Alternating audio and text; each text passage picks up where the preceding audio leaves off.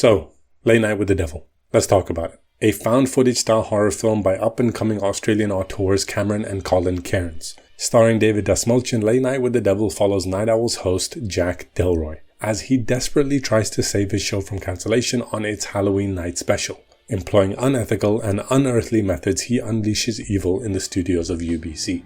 I saw the trailer for this a while back just by happenstance, and I'll tell you, it looked fantastic. A horror movie shot almost entirely like an actual episode of a late night TV show of the 70s, along with my favorite horror themes of high society cults, Satanists, and spiritual mediums. Also, David Dastmalchian, who's just great in everything, and you got yourself a certified recipe for creepiness. I'm not a horror nerd per se, but even from my point of view, this was very enticing. Which is rare for a trailer to do these days. So when I finally did get to watch it, it did not disappoint. The best way I could describe Late Night with the Devil to you all is that it's kind of like a mixture of The Exorcist, Hereditary, and an episode of Johnny Carson. This might genuinely be the first time I've seen David Dastmalchian not be the creepiest part of the movie he's in, and for the first time to my knowledge, be the leading role. And by God, it better not be his last, because this man can carry a film. He's brilliant for this role, playing the quippy talk show host who's having the internal struggle of a lifetime perfectly. He's captivating, believable, and layered. With the help of a killer retro opening crawl by Michael Ironside, we learned that Jack Delroy's life has been a bit of a rollercoaster ride in the past few years. He's had his moments of glory on the show but never quite reached Carson's level in the ratings. And he's also been through the ringer with the heartbreaking loss of his wife due to lung cancer. David shows some incredible range here, proving to everyone that he can be more than just a creepy face in blockbusters. He plays a caricature that is no doubt an amalgamation of many notable talk show hosts of that era, specifically Don Lane from Australia's The Don Lane Show. Which makes a lot of sense because the Cairns brothers are Australian. Oh, and also all the other actors in this film are Australian. And it was shot in Australia. It's a very Aussie production. After the docu-style prologue, Jack begins the show with the patented late night opening monologue. And it's like having gone through a time machine. His timing on the jokes, the banter with the audience, the palling around with his docile co-host are all just so authentic. You feel like you're sat at home with your mushy TV dinner watching this on your humongous 27-inch cathode ray tube television set. It was a real treat. Fun fact, Dastmalchian actually landed this role because the Cairns brothers read an article he authored for the horror mag Fangoria, which funnily enough was about regional horror TV hosts. No wonder he was so good. I really do hope this opens doors for him to lead more movies in the future. He's great. With Jack Delroy's 5-year contract with the UBC coming to an end, this lost episode at the start of the ever-crucial Sweeps Week is his last shot. And the desperate man will most certainly do anything. David shows that growing desperation in Jack so vividly. At any moment, if you look into his eyes, you can really see the struggle behind them, which just keeps getting deeper and deeper as the show goes on, causing him to ignore any and all warning signs of the demonic catastrophe just waiting to happen. But hey, it makes for some great TV and a killer movie. Speaking of the demonic catastrophes, there are 4 guests for tonight's special episode. Christu, the psychic medium, Carmichael Haig, the magician and paranormal skeptic, and Dr. June Ross Mitchell with her patient, former satanic cult sacrifice survivor, Lily. This array of characters lies broadly across the spectrum of belief, making for such an interesting dynamic. Each one of the guests come from their varying opinions about the supernatural, from believing it's utter nonsense, to thinking it's an uninvestigated psychoscience, to of course full-on believing in the influence of the devil. And just like Jack Delroy, all these characters are inspired by real-life figures of the 60s and 70s, specifically Carmichael Haig, who has a very strong resemblance to James Randi, who was actually famously chewed out by Don Lane on one of his episodes. And I don't know whether she's right or wrong, but she wouldn't lie to anybody. We're going for a commercial break, and you can pick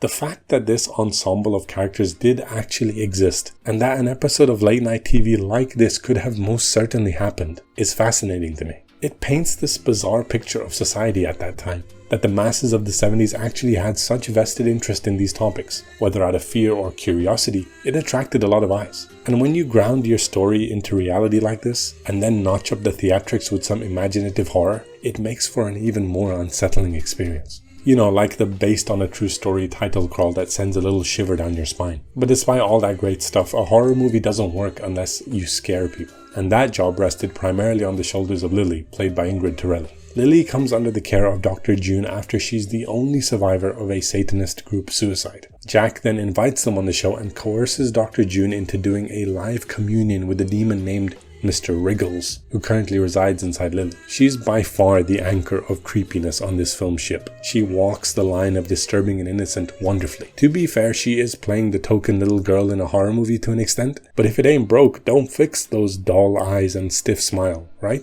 And the fact that this is Ingrid's first feature film is remarkable. Can't wait to see what she does next. But in general, solid performances all around. Ian Bliss, who plays Carmichael Haig, is very provocative. Rhys O'Terry, who plays the co-host Gus, is a great voice of reason character. And even Faisal Bazzi is a convincing delight as the great Christou. But most of my credit has to go to the two geniuses behind this whole project, the Cairns brothers. The effort these lads put into the immersion in this picture is abundant. It's entirely shot in a 4:3 aspect ratio, it's plastered with that grainy VHS filter, it's also got a nice stylistic touch for the off-camera moments, putting them in black and white. It makes you feel kinda cozy, you know what I mean? Like in a retro sense, I'm not a psychopath. The production design is also fabulous. I found out that the production designer they hired worked on building Australian game show sets in the 70s. How lucky is that? The set feels so tight. The band, the host, the audience are all in a few paces of one another. It makes it all feel a tad bit claustrophobic. The brothers also tried their best to do all the effects practically and in camera. So there's some gruesomely stellar makeup and prop work at play. But with the low budget that they had, there was also a few slightly wonky CGI moments, which is minor, it is what it is. From watching a few interviews with the Cairns brothers, it seems that this project is kind of their fetishized love letter to the peak era of late night TV and the satanic panic of the 60s and 70s. With movies like The Exorcist garnering mass attention at the time, it makes perfect sense why Jack Delroy would invite such guests to boost his ratings. The fact that they chose the entire premise of this film to be a found footage tape of this show, Night Owls, might have to be my favorite aspect of Late Night with the Devil. Staying true to the format of live talk show TV, this movie moves at a speedy pace. Once Jack makes his entrance, there is no stopping this train. It gives a unique introspective look behind the curtain of how a show like this operates. The impromptu, on-the-fly, freestyle personality of this environment. There's a handful of moments where something unforeseen happens, or they decide to switch up the next segment and just like,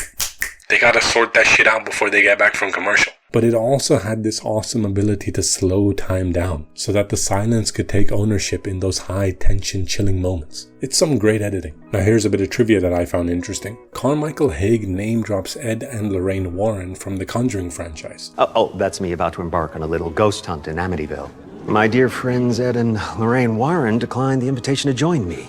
Easily spooked. Which are known to be lefandering about back then. Traditional folklore states that if a person makes a contract with the devil for earthly goods, the devil comes to claim his payment in 7 years. The documentary footage at the start of the film shows Jack at his secret club, The Grove, in 1969. His wife dies in 1976, 7 years later. Also, there's rapid one-frame flashes of his recently deceased wife sprinkled throughout the film. This film is really detailed, and those are the kind of thrillers, horror movies, and just movies in general that I love. These ingenious setups and traps and clues sprinkled throughout to tempt your subconscious. Each frame is filled with little details of foreshadowing or character info. It keeps you guessing till the very end. What did they say? The devil's in the details? Lastly, Late Night with the Devil caught a bit of flack for using AI to generate 3 title cards for their fictional show, Night Owls. And I kind of think it was blown out of proportion. Firstly, I doubt it was the directors or producers who popped this into DALL-E or Photoshop or whatever. I'd hazard a guess that it was probably the person in charge of graphic design who chose to utilize an AI tool minimally to help achieve the vintage look that they were going for. So I personally don't see this as some huge affront to the death of artists and their livelihoods. I get that these things can start small and grow to an undesirable level, but you have to understand that this film was made 2 years ago in 2022 with an extremely low budget and minimal staff before the strikes happened, which spawned the clause to protect artists' jobs from AI. But people love to make something out of nothing on the internet. Can't you just support a great small indie film that's just trying its best? When a massive gluttonous greedy studio does it, then heck yeah, go tear them a new one.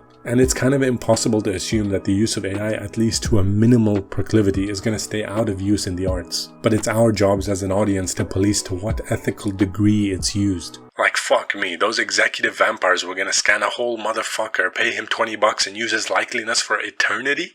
Crazy. Well, that got a little off topic, but had to be said. And that's all I have to say about Late Night with the Devil. Highly recommend checking it out. It's out on Shudder and might still be out in theaters wherever you are. This was a bit more of a review-centric video, which I sometimes decide to do, but I've got plenty more ramblings on various topics of visual entertainment on my channel, so if you're bored, go give them a check. But otherwise, would love you if you could like and subscribe. So very close to that 1K. And as always, you're a twat. I mean, appreciate you watching.